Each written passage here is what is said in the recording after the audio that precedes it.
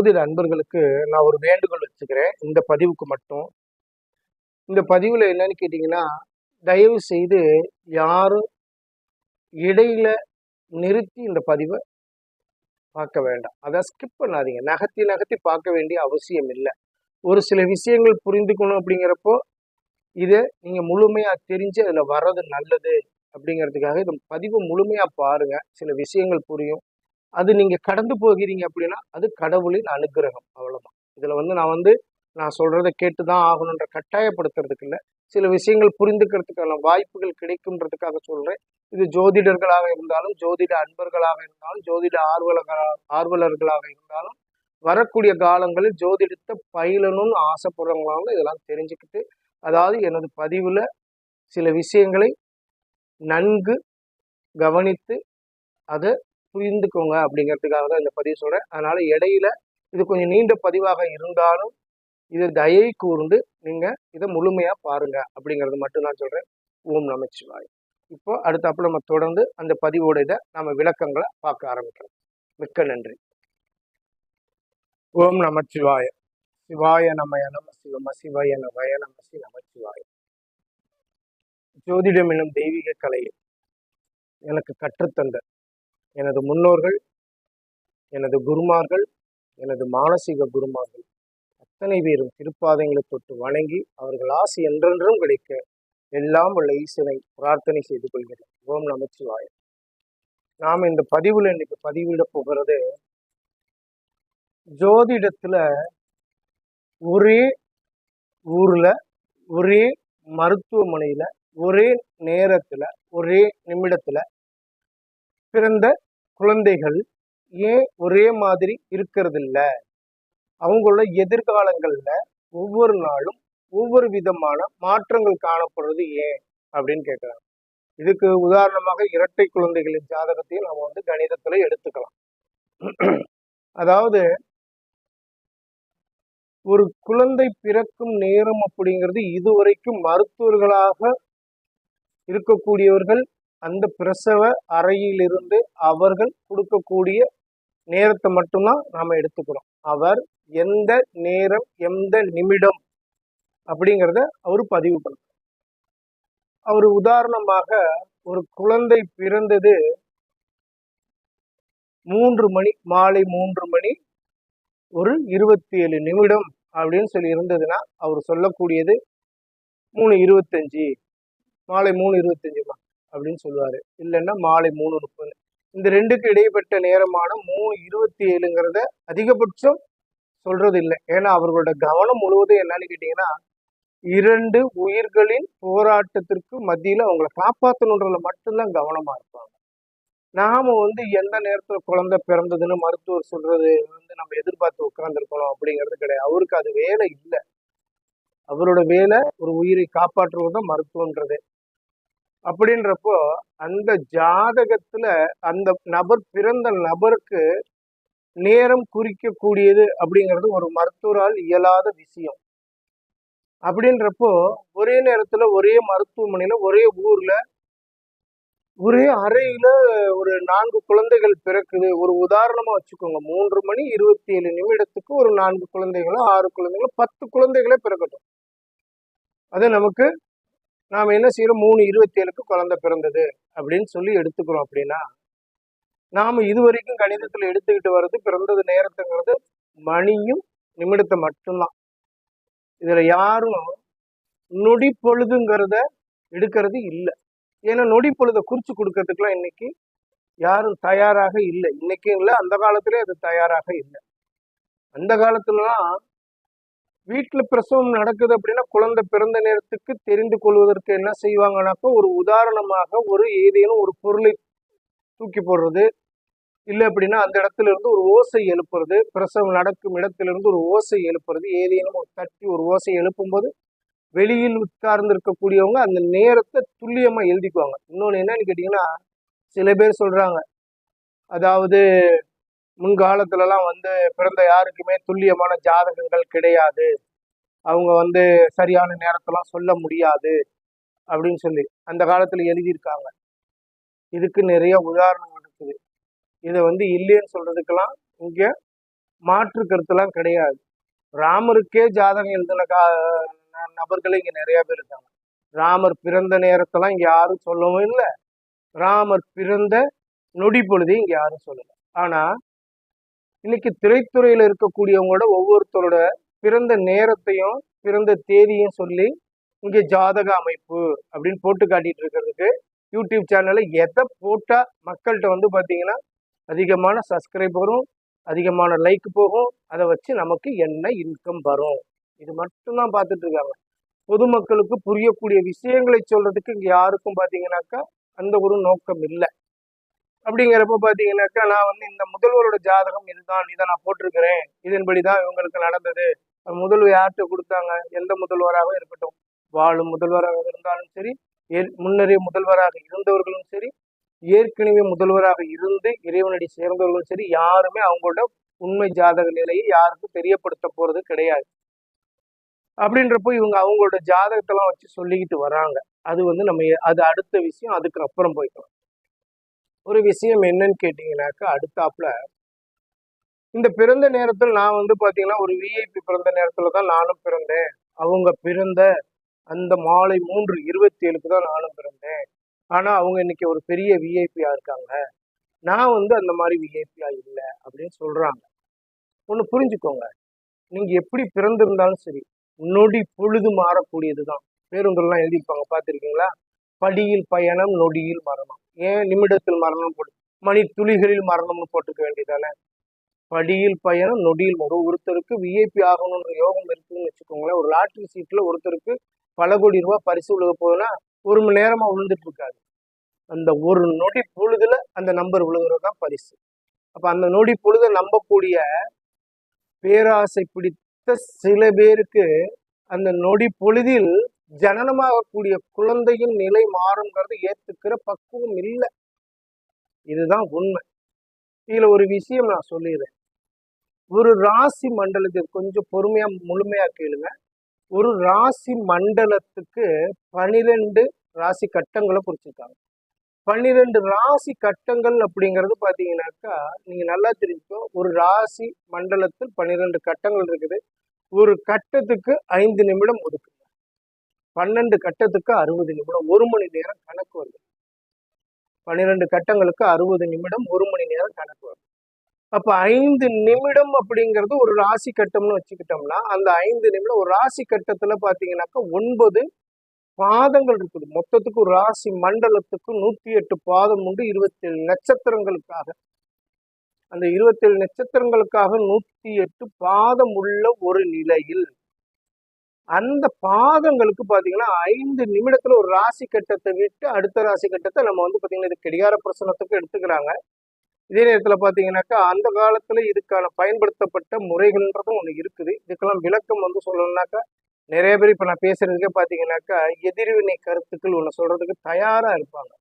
ஏன்னா இவங்கெல்லாம் திருவிளையாடல் படத்துல சொல்ற மாதிரி பாத்தீங்கன்னாக்கா பாட்டெளிதும் பேர் வாங்கும் புலவர்களும் இருக்கிறார்கள், குற்றம் கண்டுபிடித்து பேர் வாங்கும் புலவர்களும் இருக்கிறார்கள்.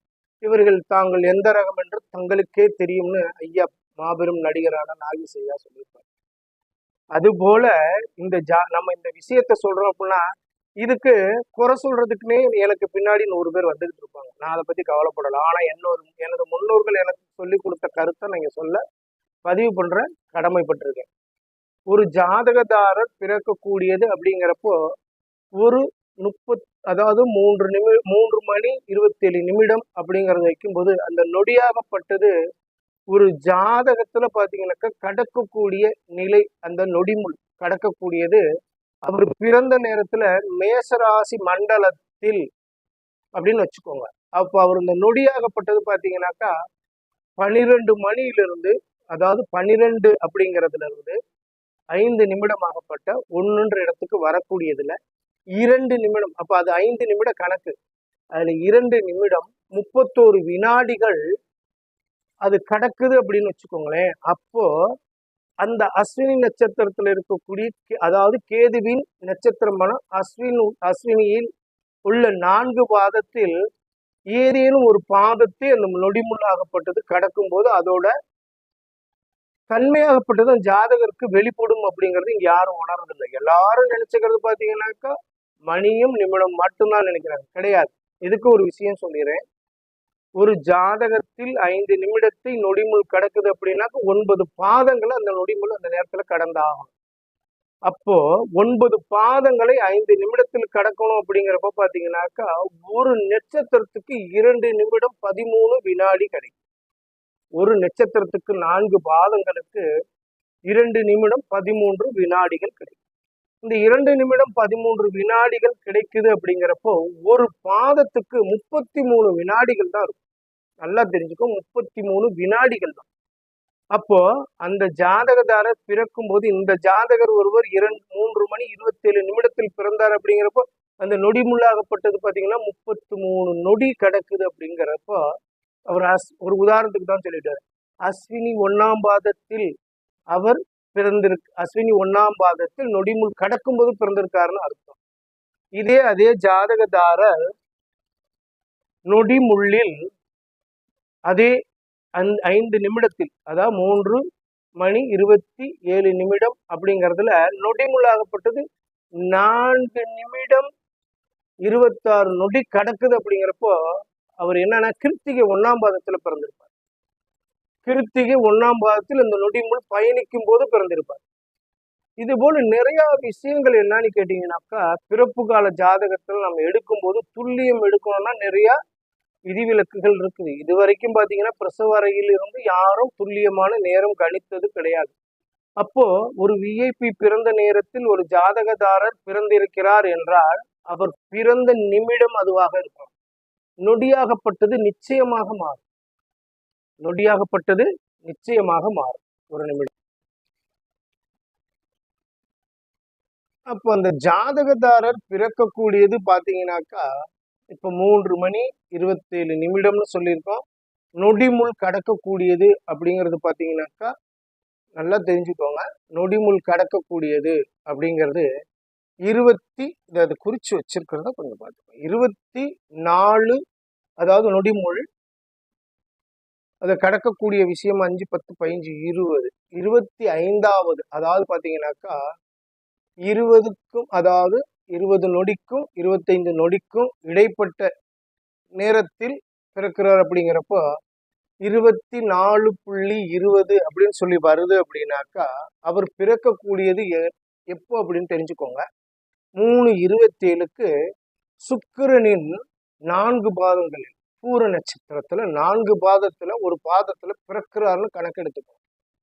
அப்போ நல்லா பாருங்க, 33 நொடி. ஒரு நிமிடத்துக்கு 60 நொடி, ஒரு நிமிடத்துக்கு 60 வினாடி எடுத்துக்கிறோம். நொடி வினாடி அப்படின்னு எடுக்கிறோம். அப்போ ஒரு நிமிடத்துக்கு அப்படிங்கிறப்போ அந்த நொடியாகப்பட்டது நகரக்கூடிய விதங்களை நாம் கணிதத்துல எடுக்கும் போது ஒருவர் பிறந்ததற்கும் இன்னொருவர் பிறக்கக்கூடியதற்கும் இடைப்பட்ட காலங்கள்ன்றது சில மணி நொடி வினாடி துளிகள்ல போயிடும். தெரியுதுங்களா? நிமிடத்தை மட்டும் நாம இங்க எடுத்து நாம நானும் அவங்களும் ஒரே நேரத்துல பிறந்தோம் அப்படின்னு சொல்லிட்டு பலன் எடுக்கிறதுக்கு இங்க அது சாத்தியம் இல்லை. இது எத்தனை பேர் ஏத்துக்கலன்னு எனக்கு என் முன்னோர்கள் சொன்னது, நான் என் முன்னோர்கள்ட்ட கேட்கும்போது அவங்க எனக்கு சொல்லி கொடுத்த கருத்துக்கள் இது. யாருமே இந்த உலகத்துல அகிலத்துல இருக்க யாருமே பாத்தீங்கன்னா 33 வினாடிகளில் அவர்களின் பிறப்புல மாற்றம் கொடுக்கும் அப்படிங்கிறாங்க. 33 வினாடிகள்ல சில மணி துளிகள் தாங்க, சில மணி துளிகள் தான். ஒரு விஷயம் என்னன்னு கேட்டீங்கன்னா, இப்ப யாருக்கு இந்த மாதிரி இது கணிதத்தை எடுக்கிறாங்களான்றது எனக்கு தெரியாது. ஏன்னா நான் நானே ஆசான் அப்படிங்க சொல்றேன். ஏன்னா ஆசான் சொல்றதுக்கு யாருக்குமே இங்க தகுதியே கிடையாது. எல்லாரும் மாணவர்.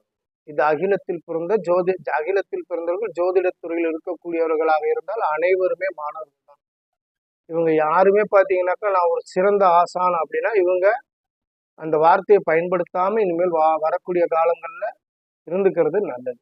இதுல ஒரு விஷயம் என்னன்னு கேட்டீங்கன்னா, புதுமையாக வரக்கூடிய ஜோதிட நண்பர்களும் ஜோதிட ஆர்வலர்களும் தொழில்முறை ஜோதிடர்களாக வரக்கூடியவர்களுக்கு எத்தனை பேருக்கு பாத்தீங்கன்னாக்கா இன்னைக்கு ஒரு மணிக்கு 2.5 நாளிகைங்கிறது தெரியும்ன்றது தெரியல. 2.5 நாளிகைன்னா என்ன? ஒரு நாளிகை என்பது 24 நிமிடம். 24 நிமிடம் ஒரு நாளிகைனா 2 நாளிகைக்கு 48 நிமிடம், 48 நிமிடம் ஒரு அரை நாளிகைக்கு 12 நிமிடம் சேர்க்கும்போது 60 நிமிடம்ங்கிறது ஒரு நாளிகையா வரும். இப்ப 60 நிமிடம் கொண்டது ஒரு நாளிகை அப்படின்னா அதே போல பாத்தீங்கன்னா ஒரு நாளிகைக்கு 60 வினாளிகைன்னு இருக்கு.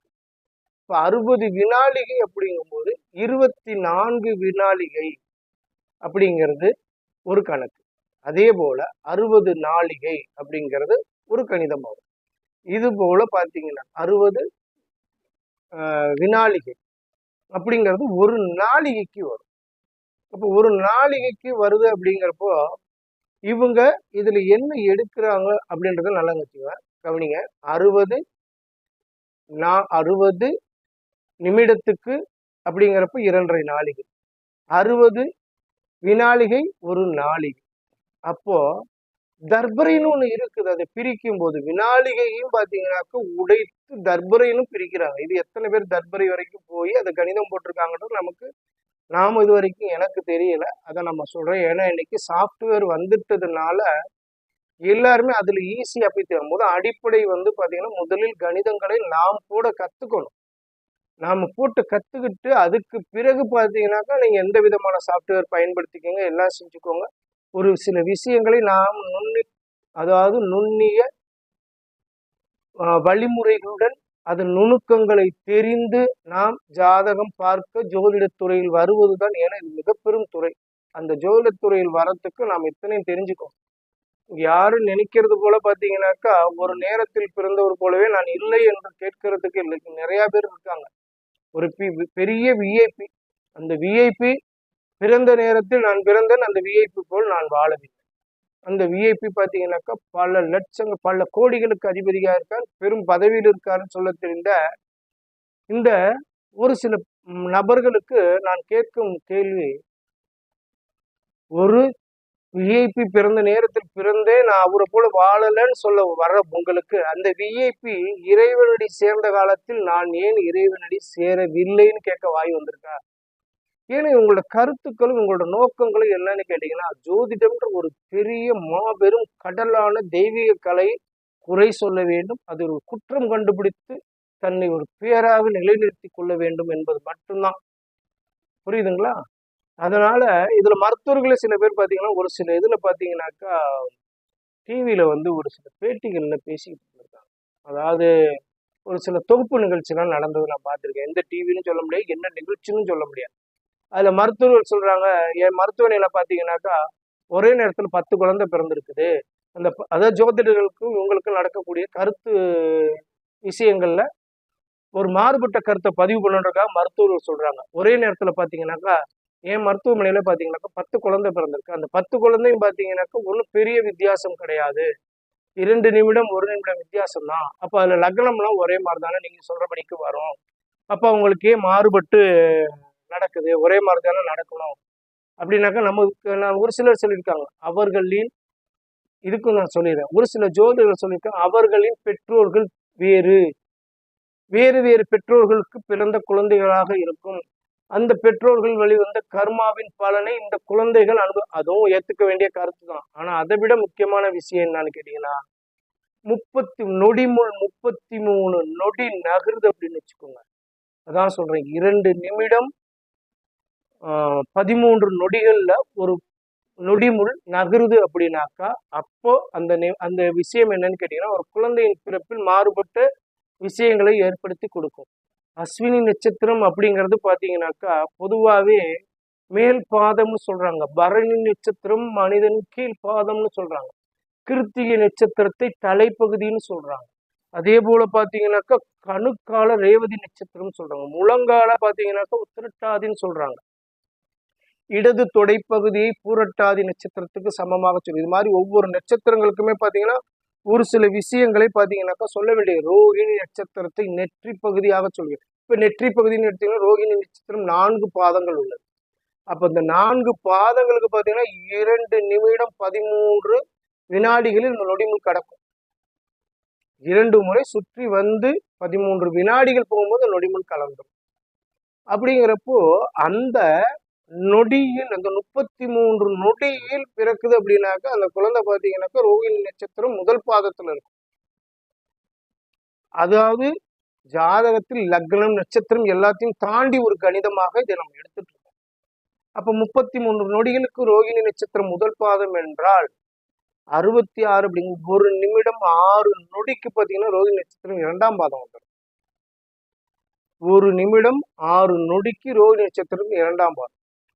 ஒரு நிமிடம் 39 நொடி போகுது அப்படின்னா அந்த கடிகாரத்துல அந்த நொடி முள்ளாகப்பட்டது பாத்தீங்கன்னாக்கா ஒரு சுற்று வந்து அதே நேரத்தில் 39 நொடியை கடக்கும் போது பாத்தீங்கன்னா ரோகிணி நட்சத்திரம் மூன்றாம் பாதம்.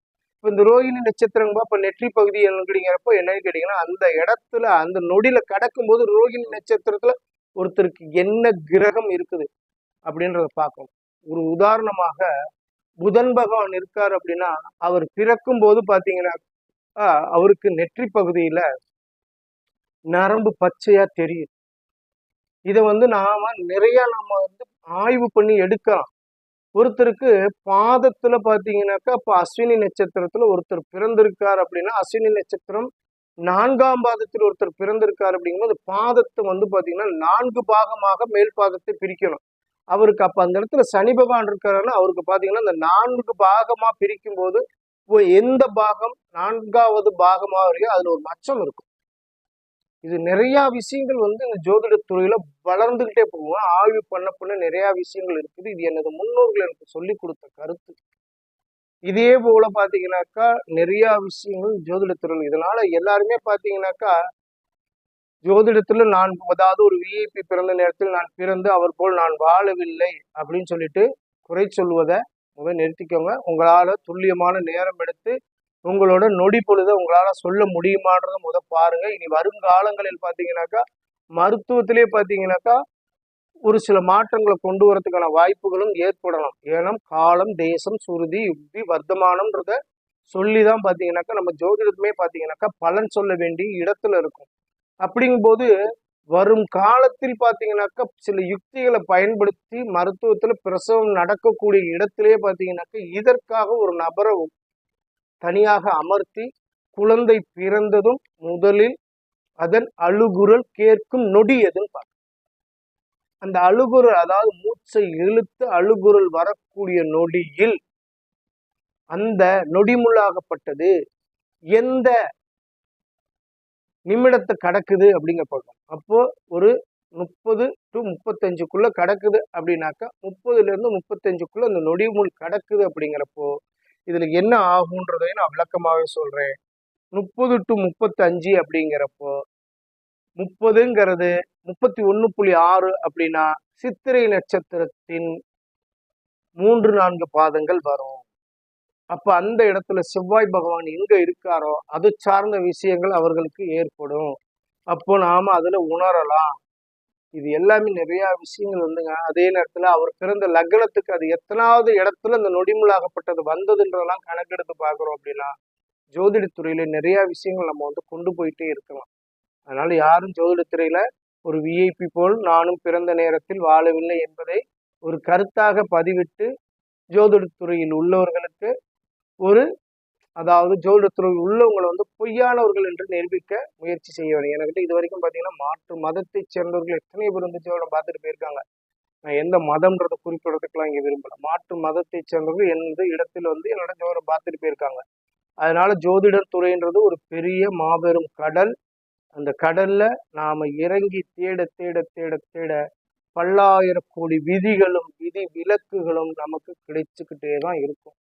ஆய்வு பண்ண மனம் இல்லாம அடிச்சுவடில் படிச்சதை மட்டும் வச்சுட்டு இங்க பலன் சொல்ல நம்ம முற்படுவோம் அப்படிங்கிறப்போ அது மாறுபட்ட கருத்துக்களை நாம் பதிவிட வேண்டியதாக வரும். நம்ம வரக்கூடிய ஜாதகத்தை எடுத்துக்கு பலன் கேட்க வரவங்களுக்கும் நாம மாறுபட்ட ஒரு பதிவை சொல்ற மாதிரிதான் இருக்கும். அதனால துல்லியத்தை முறைப்படி பாத்தீங்கன்னாக்கா தெரிஞ்சு அறிஞ்சு பலன் சொல்ல வந்துடுங்க, அது நல்லது.